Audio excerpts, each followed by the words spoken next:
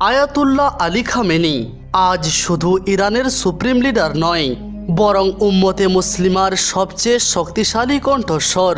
তিনি সেই ব্যক্তি যিনি তখন ফিলিস্তিনের মজলুমদের পাশে দাঁড়িয়েছিলেন, যখন আর কেউ তাদের কাছে যেতে প্রস্তুত ছিল না, যখন বিশ্বের সব উপনিবেশিকবাদী শক্তিগুলো মুসলমানদের ধ্বংস করে দিতে একত্র হয়েছিল। তখন যে কণ্ঠস্বর শত্রুদের হৃদয়ে কম্পন সৃষ্টি করেছিল, আজ তাকে আমরা আয়াতুল্লাহ আলী খামেনি নামে চিনি। এই সেই মানুষ যিনি একবার বলেছিলেন, যদি তোমার শত্রু আমেরিকা হয় তবে বুঝে নাও তুমি হকের উপর আছো। আধুনিক ইরানের ইতিহাস যেভাবে আলী খামেনি লিখেছেন তা শতাব্দীর পর শতাব্দী মানুষ স্মরণ করবে। মুসলমানদের জন্য তিনি যা করেছেন তার কৃতজ্ঞতা সারা দুনিয়া স্বীকার করবে। আজ তিনি যেভাবে বিশ্বের তথাকথিত সুপার পাওয়ারদের অহংকার মাটিতে মিশিয়ে দিয়েছেন তা যুগ যুগ ধরে উদাহরণ হয়ে থাকবে। কে বিশ্বাস করবে 85 বছর বয়সের এক রুহানি নেতা এমন দুঃসাহসী নেতৃত্ব দেখিয়েছেন যে বিশ্বের সুপার পাওয়ারদের অহংকার ভেঙে চুরমাচার করে দিয়েছেন। তিনি প্রমাণ করে দিয়েছেন শক্তি শুধু আল্লাহর কাছেই। আয়াতুল্লাহ আলী খামেনি প্রমাণ করে দিয়েছেন দুনিয়া মাথানত করবে, শুধু একজন মাথানত করানোর মতো শক্তিশালী নেতার প্রয়োজন। এটি সেই খামেনি এর গল্প, যিনি 21 শতাব্দীর সবচেয়ে মহান নেতা হিসাবে পরিচিত। সেই খামেনি যিনি বিশ্বমঞ্চে এমন এক প্রভাব বিস্তার করেছেন যাতে গোটা ইরানের ভূগোল পাল্টে গেছে। 1939 সালে মাশহাদ শহরে জন্ম নেওয়া আলী খামেনিকে আজ ইসলামী বিশ্বের সবচেয়ে শক্তিশালী রাজনৈতিক নেতা হিসাবে বিবেচনা করা হয়। তিনি সেই ব্যক্তি যিনি তার চিন্তা ও দর্শনের মাধ্যমে ইরানের রাজনৈতিক কাঠামো বদলে দিয়েছেন এবং এমন এক রাষ্ট্রের ভিত্তি স্থাপন করেছেন যা আজ ইসলামী প্রজাতন্ত্র ইরান নামে পরিচিত। আয়াতুল্লাহ আলী খামেনি যখন জন্মগ্রহণ করেন তখন ইরানে ছিল পেহলভি রাজবংশের শাসন। এই রাজবংশকে আমেরিকা ও ইসরায়েলের পূর্ণ সমর্থন ছিল। তখন ইরানকে আমেরিকার সবচেয়ে ঘনিষ্ঠ মিত্র হিসাবে দেখা হতো। ইরানের নীতি, শাসন ব্যবস্থা সব কিছুই ছিল আমেরিকার নিয়ন্ত্রণে। পরিস্থিতি এতটাই খারাপ হয়ে গিয়েছিল যে ইরানে হিজাব নিষিদ্ধ করা হয়েছিল। সর্বত্র ছিল মদের দোকান, বেহায়াপনার চূড়ান্ত রূপ। ইরান এমন এক অবস্থা পেয়েছিল যে 1948 সালে যখন ইসরায়েল রাষ্ট্র প্রতিষ্ঠিত হয় তখন যারা প্রথমে ইসরায়েলকে স্বীকৃতি দেয় তাদের মধ্যে ইরানের নামও ছিল। আলী খামেনি এই অবস্থাকে কখনোই সহ্য করতে পারেননি। তিনি চেয়ে চেয়ে দেখছিলেন কিভাবে ইসলামী বিধিবিধানকে পদদলিত করা হচ্ছে, কিভাবে পশ্চিমা সভ্যতার নামে ইসলামী মূল্যবোধ ধ্বংস করা হচ্ছে। দেশের সম্পদ, তেল ও রত্নভাণ্ডার ব্রিটেন ও আমেরিকার কাছে বন্ধক রাখা হচ্ছে। আলী খামেনি একা ছিলেন না যিনি এই অবস্থার বিরোধিতা করেছিলেন। তার ওস্তাদ আয়াতুল্লাহ রুহুল্লাহ খোমাইনি তখন শাহের শাসন ব্যবস্থাকে উৎখাত করার পরিকল্পনা করছেন। আলী খামেনি খুব দ্রুত এই আন্দোলনে যোগ দেন এবং গ্রাম, শহর, কাসবা সর্বত্র গিয়ে মানুষকে জাগিয়ে তোলেন। তিনি তার জ্বালাময়ী ভাষণ ও বক্তৃতার মাধ্যমে শাহের সিংহাসন কাঁপিয়ে দেন। তার বিপ্লবী চিন্তা ও বলিষ্ঠ নেতৃত্বে ইরান সরকারের মধ্যে ভয় ছড়িয়ে পড়ে, তাই তার উপর নানা নিষেধাজ্ঞা আরোপ করা হয়। শাহ তার গোপন গোয়েন্দা সংস্থাকে খামেনি এর পিছনে লেলিয়ে দেয় যাতে এই আন্দোলন থামিয়ে দেওয়া যায়। কিন্তু তখন খামেনি তার কাজ শেষ করে ফেলেছিলেন। তিনি যে আগুন জ্বালিয়ে দিয়েছিলেন তা বিভীষিকার রূপ নিয়ে ইরানের প্রতিটি গলিঘুজিতে ছড়িয়ে পড়ে। অনেকেই জানেন না যে আয়াতুল্লাহ আলী খামেনি ছিলেন ইরানি বিপ্লবের রচয়িতা এবং তার সবচেয়ে শক্তিশালী নেতা আয়াতুল্লাহ আলী খোমাইনির ছাত্র। 1958 সালে ইরান থেকে ফিরে আসার পর খামেনি বহু বছর ধরে কোরআন ও হাদিসের শিক্ষালাভ করেন।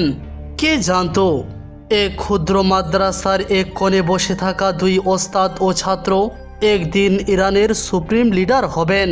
এই সেই পরিবার যাদের পূর্ব পরিবার ছিলেন উত্তরপ্রদেশের বারাবাঙ্কি জেলার কিন্তর গ্রামের বাসিন্দা। নাম ছিল আহমেদ মুসাভি। এভাবেই ভারতীয় মাটির সন্তান খামেনি আজ বিশ্ব ইসলামের সবচেয়ে প্রভাবশালী নেতা হিসাবে মাথা তুলে দাঁড়িয়ে আছেন। ভারতের গর্ব করা উচিত যে তাদের মাটিতে জন্ম নেওয়া এক সন্তান গ্রামের মাটি থেকে উঠে ইরানের শাসন ব্যবস্থার চূড়ান্তে পৌঁছে গেছেন এবং তিনি এমন এক বীর সেনানীর উত্তরসূরি রেখে গেছেন যিনি আজ ইরানের সুপ্রিম লিডার। আলী খামেনি তার পুরো জীবন শত্রুদের মোকাবিলা করে কাটিয়েছেন। ইসরায়েল এবং আমেরিকা বহু চেষ্টা করেছিল শাহের সরকারকে বাঁচানোর জন্য, কিন্তু আলী খামেনি এমন এক পরাজয় দিয়েছিলেন যার প্রতিশোধ আজও তারা নিতে পারছে না। খামেনি ছিলেন ইরানি বিপ্লবের সেই স্তম্ভ যাকে আমেরিকা কোনোদিনও ভাঙতে পারেনি। আমেরিকা লক্ষবার চেষ্টা করেছিল, কোটি কোটি টাকা খরচ করেছিল, তার সমস্ত গোয়েন্দা সংস্থাকে ব্যবহার করেছিল, তবুও তারা বুঝতেই পারেনি ইরান কি হতে চলেছে। 1978 সালে যখন খামেনি এর এক ইঙ্গিতে ইরানের জনগণ রাস্তায় নেমে এলো, তখনই সবাই হতবাক হয়ে গেল। তারপর যা ঘটল তা ইতিহাসে কখনো ঘটেনি। খামেনি এর নেতৃত্বে ইরানের জনগণ পেহলেভি সরকারকে উচ্ছেদ করল এবং একটি ইসলামী প্রজাতন্ত্র প্রতিষ্ঠা করল। ইরানি বিপ্লবের সময় খামেনিকে 6 বার কারাগারে পাঠানো হয়েছিল। তাকে কতবার নির্যাতন করা হয়েছে, কত অত্যাচার সহ্য করতে হয়েছে তার কোনো হিসাব নেই, কিন্তু কেউই তার মনোবল ভাঙতে পারেনি। 1964 সালে শাহ তার গুপ্তচর সংস্থা সাভাককে নির্দেশ দিয়েছিল খামেনি এর উপর নজর রাখতে। সাভাক তখন খামেনিকে গ্রেফতার করে কারাগারে পাঠিয়েছিল। খামেনি এর প্রভাব এতটাই ছিল যে তাকে তেহরানে আনতে বিশেষ বিমান বুক করা হয়েছিল। তিনি মাসের পর মাস কারাগারের নিষ্ঠুর নির্যাতনের শিকার হন। শাহ ভেবেছিল খামেনি তার অত্যাচার ও দমন নীতির সামনে মাথা নত করবেন এবং বিপ্লবের আগুন নিভে যাবে, কিন্তু সে ভুল করেছিল। সে জানত না তুফান যখন ওঠে তখন ঈগল পাখিরা আকাশ ছিঁড়ে ওপরে উঠে যায়। 2 মাস পর যখন খামেনি তেহরানের কারাগার থেকে বের হলেন, তিনি বিপ্লবের এমন শঙ্খ বাজালেন যে শাহের সিংহাসন তাসের ঘরের মতো ভেঙে পড়ল। তিনি বাইরে এলেন, কোরআন ও হাদিসের শিক্ষাকে সাধারণ মানুষের মাঝে ছড়িয়ে দিতে শুরু করলেন এবং প্রমাণ করে দিলেন এই শাসন ব্যবস্থা ও রাজনৈতিক কাঠামো ইসলাম বিরোধী। যখন পরিস্থিতি নিয়ন্ত্রণের বাইরে চলে গেল, তখন ইরানের গোপন সংস্থা আবারও তাকে গ্রেফতার করার পরিকল্পনা করল। 1967 সালে আবারও তাকে অন্ধকার কারাগারে পাঠানো হয়, কিন্তু যখন অনেক দেরি হয়ে গিয়েছিল, বিপ্লবের আগুন ইরানের প্রতিটি অলিতে গলিতে জ্বলছিল। শাহের রাজতান্ত্রিক শাসন ধসে পড়েছিল। রেজা শাহ পেহলেভি আয়াতুল্লাহ খোমেনির পর যাকে সবচেয়ে বেশি ভয় পেতেন তার নাম হলো আলী খামেনি। এককালে শাহ তাকে ভয় পেতেন, আর আজ আমেরিকা ও ইসরায়েল তার নামেই কাঁপে।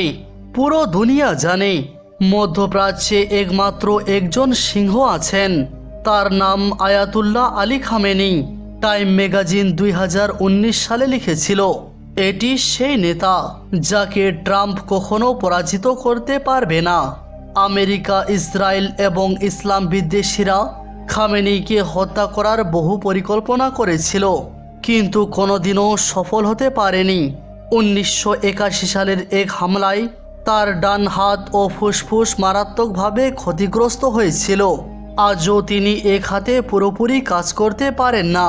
অনেকেই জানেন না যে খামেনি 1981 সাল থেকে 1989 সাল পর্যন্ত ইরানের প্রেসিডেন্ট ছিলেন। ইরানের যুদ্ধের সময় খামেনি নিজেই আইআরজিসির নেতৃত্ব দিয়েছিলেন। 3 জুন 1989 সালে ইরানের সুপ্রিম লিডার আয়াতুল্লাহ খোমাইনির মৃত্যুর পর কেবল একজনই ছিলেন, তিনি ছিলেন আয়াতুল্লাহ আলী খামেনি।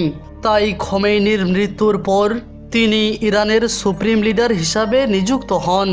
তিনি ইরানকে সামরিক ও বৈজ্ঞানিক ক্ষেত্রে মধ্যপ্রাচ্যের সবচেয়ে শক্তিশালী দেশ বানিয়ে তোলেন।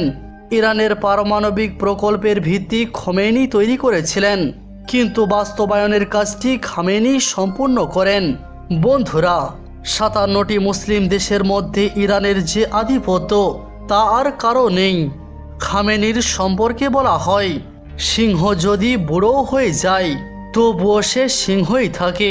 খামেনি তার শক্তি ও নেতৃত্ব দিয়ে প্রমাণ করে দিয়েছেন, দুনিয়া মাথানত করে, শুধু মাথানত করানোর মতো নেতা চাই। বন্ধুরা, আজ এ পর্যন্তই। আপনি আলী খামেনির সম্পর্কে কি ভাবেন নিচে কমেন্ট করে জানাতে ভুলবেন না। যদি ভিডিওটি ভালো লাগে তাহলে লাইক করুন এবং চ্যানেলটি সাবস্ক্রাইব করে রাখুন। ভিডিওটি দেখার জন্য ধন্যবাদ।